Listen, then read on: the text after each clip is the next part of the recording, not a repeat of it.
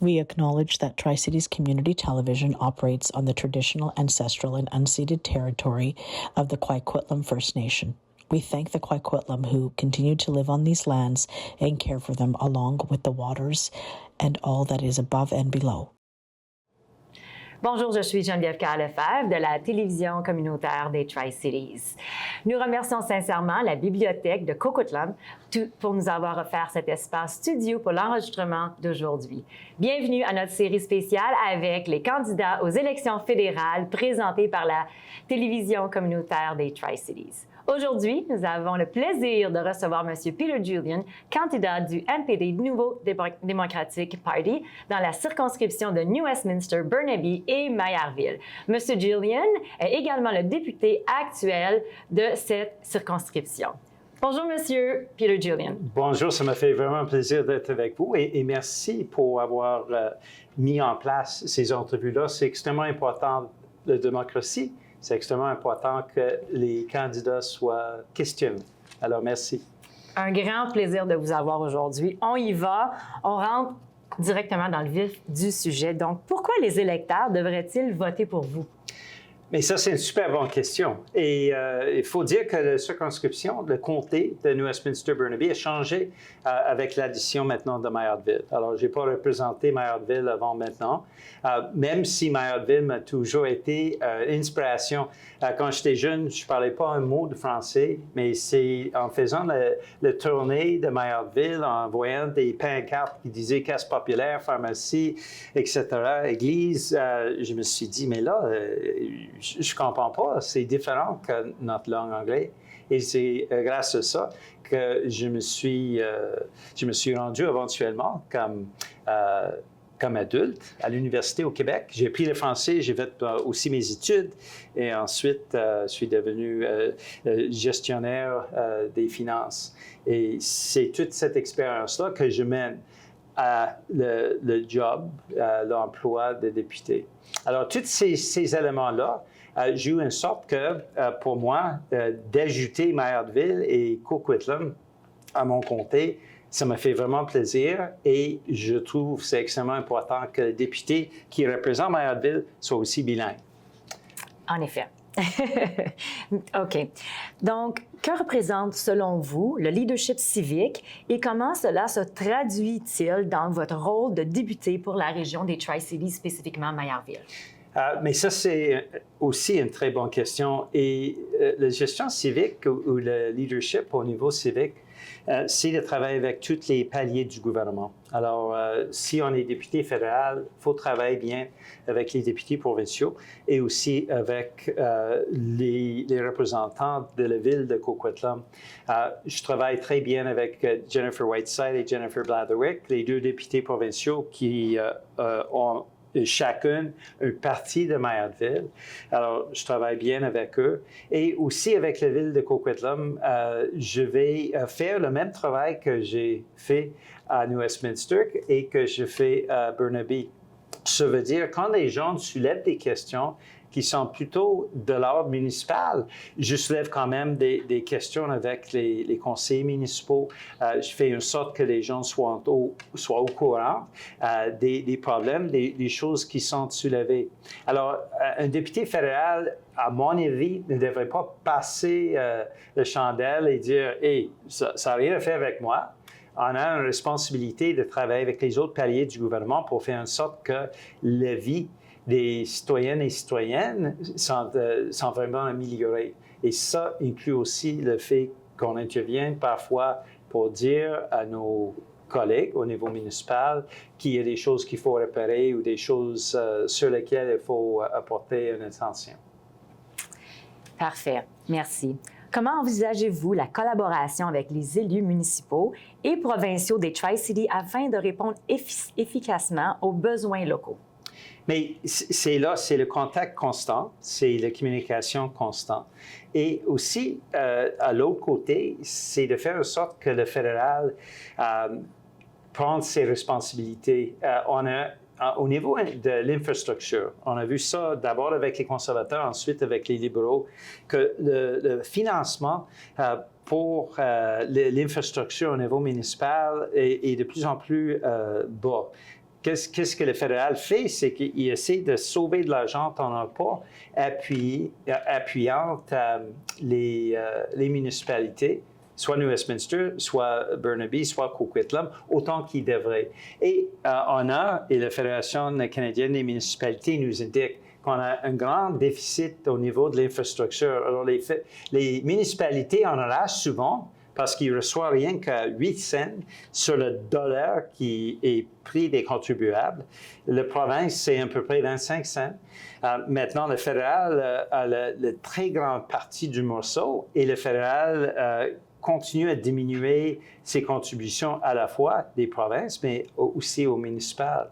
Et c'est pour cette raison-là que je veux, comme mon collègue Benita Zarrillo, qui fait un excellent travail pour se battre, pour avoir une augmentation dans les contributions qui est faite par le gouvernement fédéral, je vais me battre moi aussi aux côtés de Benita Zarrillo pour faire en sorte qu'on reçoit vraiment notre juste part du fédéral et que les municipalités ne soient pas pénalisées par l'absence du fédéral dans le financement de l'infrastructure.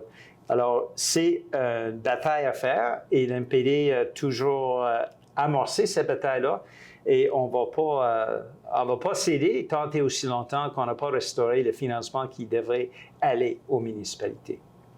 Thank you, merci.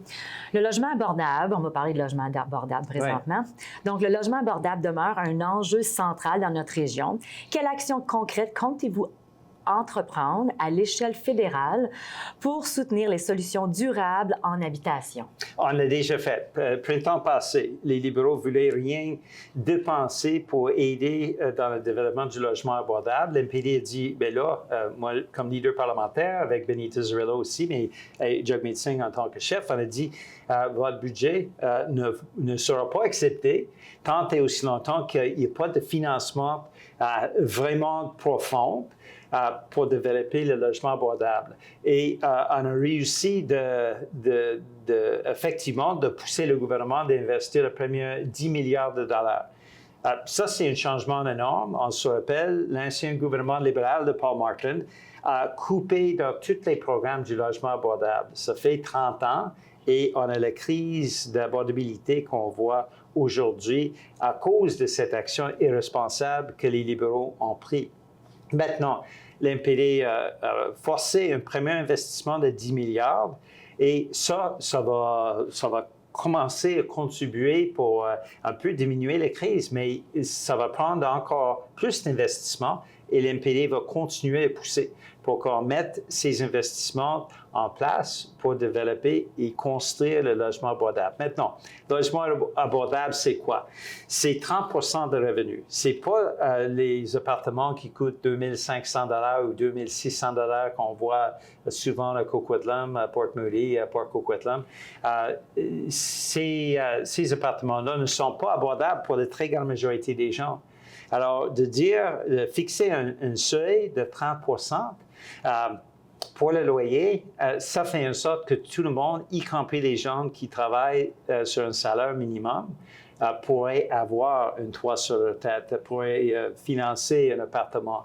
Ça, c'est extrêmement important. Alors, l'NPD va continuer à pousser là-dessus. C'est juste un début.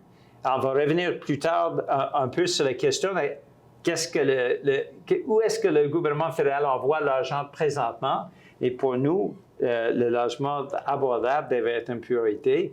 On l'a montré avec ce premier investissement, puis on va continuer à pousser pour qu'on puisse élargir les investissements qui nous rattrapent de toute la crise qui s'est développée depuis 30 ans.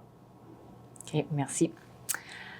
En plus précisément, quelle est votre opinion sur la pression exercée sur les villes pour accroître la densification, notamment autour des stations de SkyTrain? Mais ça, c'est une excellente question. La réalité, c'est que la pression de la densité, ça devrait juste venir avec les ressources aussi. Parce que si on parle de vraiment de la construction des appartements abordables de façon plus dense, ça prend aussi des services qui vont avec. Et c'est là le problème, encore une fois, que le fédéral ne fait pas sa part en donnant aux municipalités et aux provinces l'argent pour financer l'infrastructure. Benita Zarrillo a parlé maintes reprises là-dessus comme notre critique en matière d'infrastructure.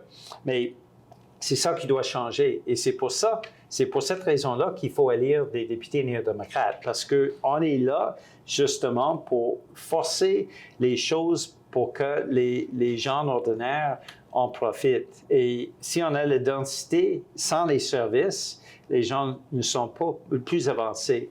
Maintenant, j'ai dit tout à l'heure sur cette question, où est-ce que le gouvernement investit son argent présentement? Moi, j'ai demandé il y a 5 ans au directeur du Parlement budgétaire, le directeur budgétaire du Parlement, de nous donner un indice de combien d'argent on envoie aux paradis fiscaux chaque année. Ça, c'est des choses que les conservateurs ont mis en place, les libéraux ont continué à pratiquer.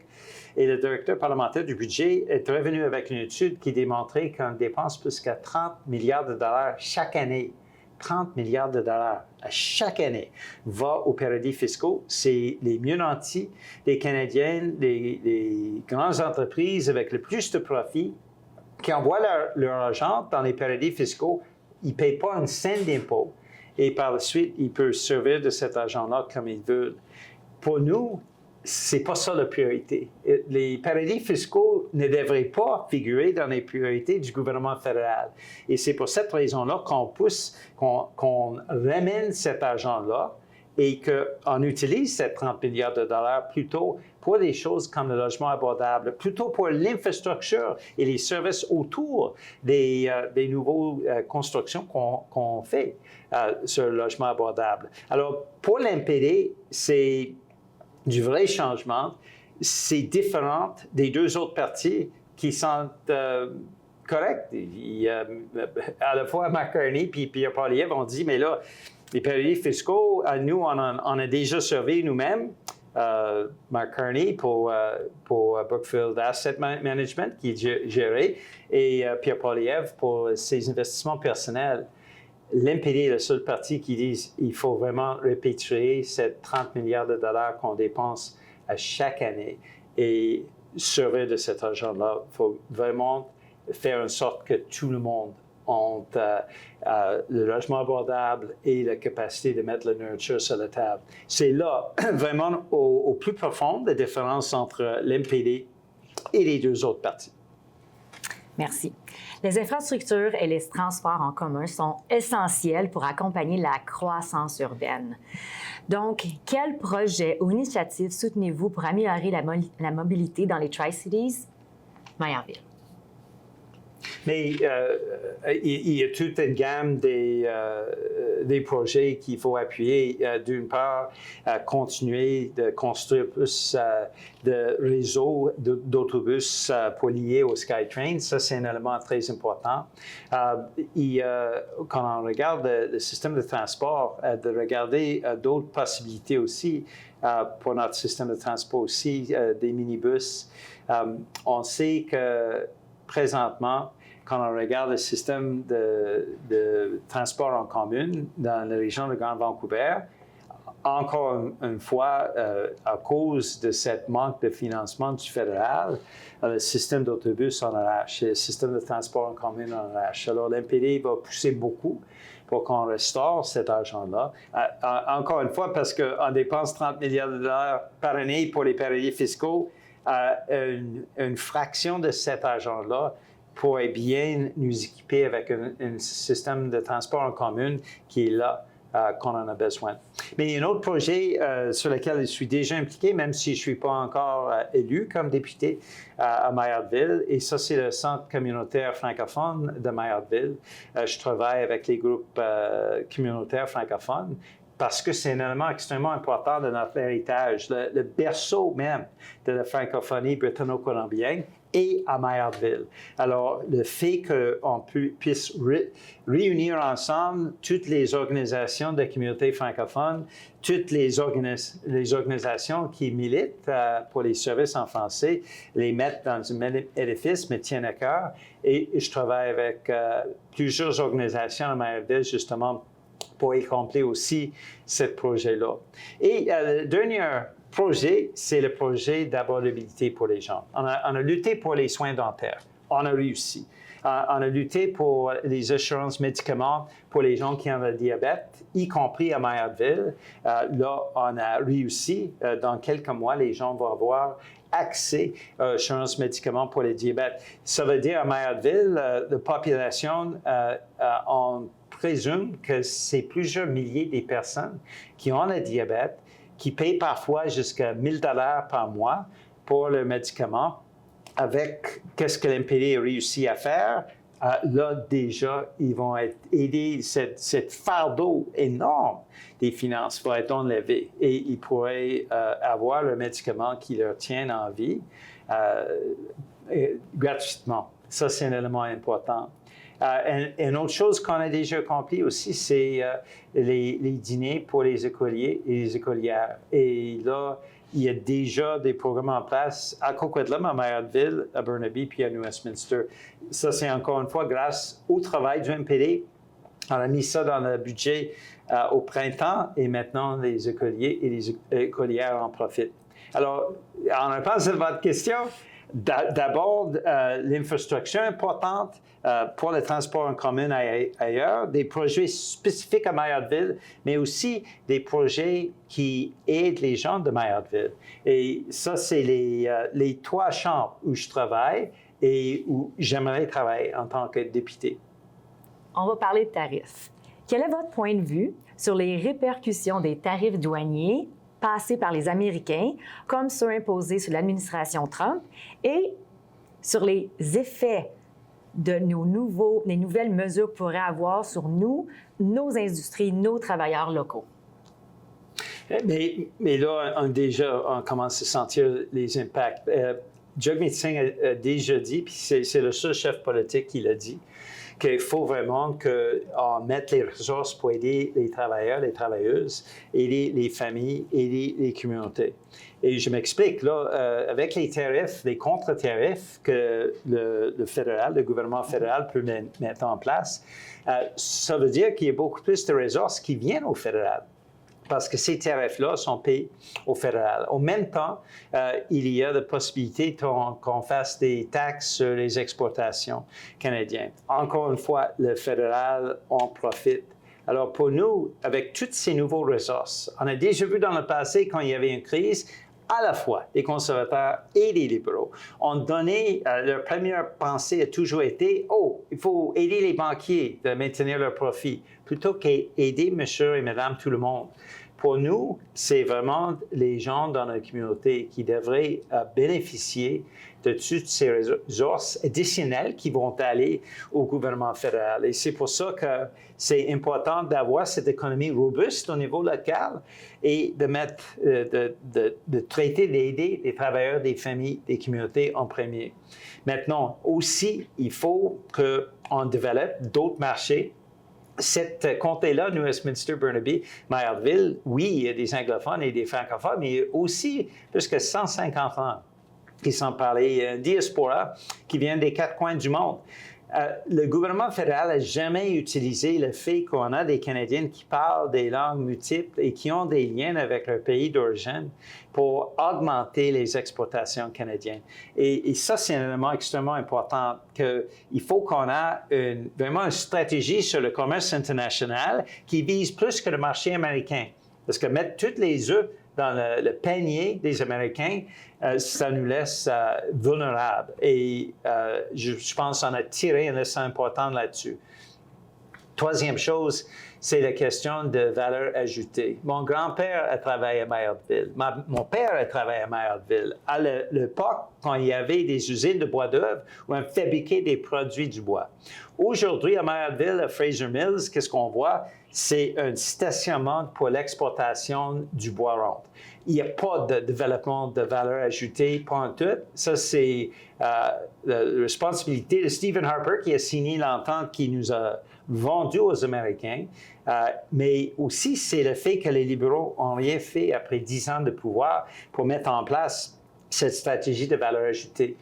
De lire un député néo-démocrate, des gens comme Benita Cirillo, comme Laura Dupont, comme moi-même, comme Jagmeet Singh, ça fait en sorte qu'on puisse avoir une politique de valeur ajoutée, de diversification de commerce pour créer plus d'emplois et d'avoir une économie qui est plus robuste. Alors, l'approche du NPD, à mon avis, est bien au-delà de ce qu'on voit des libéraux et des conservateurs.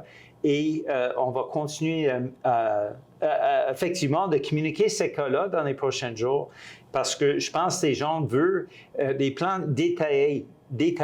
Ils veulent vraiment qu'on a des députés qui comprennent c'est quoi les prochaines étapes qu'il faut faire.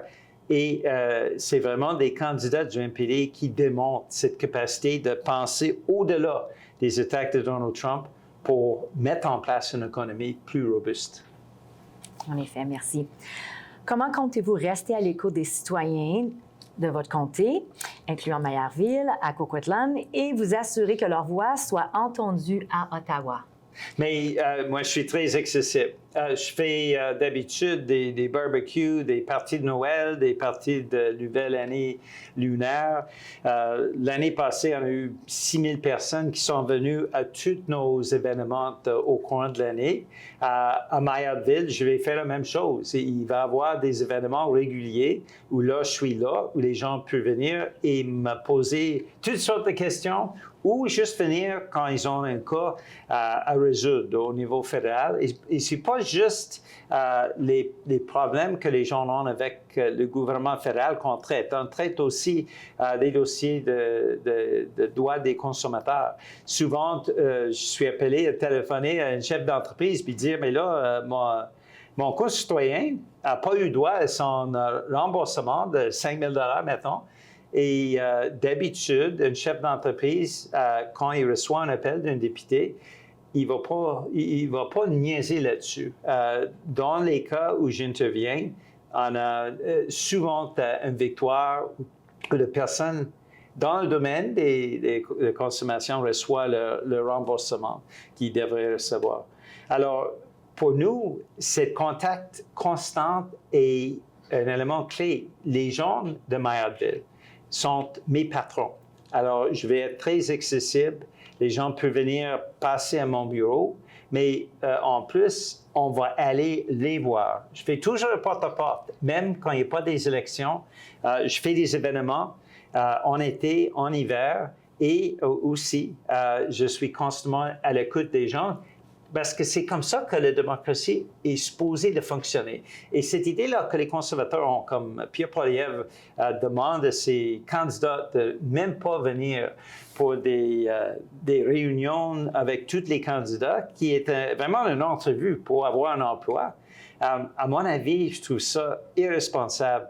Si on veut un emploi, il faut aller à l'entrevue pour l'emploi.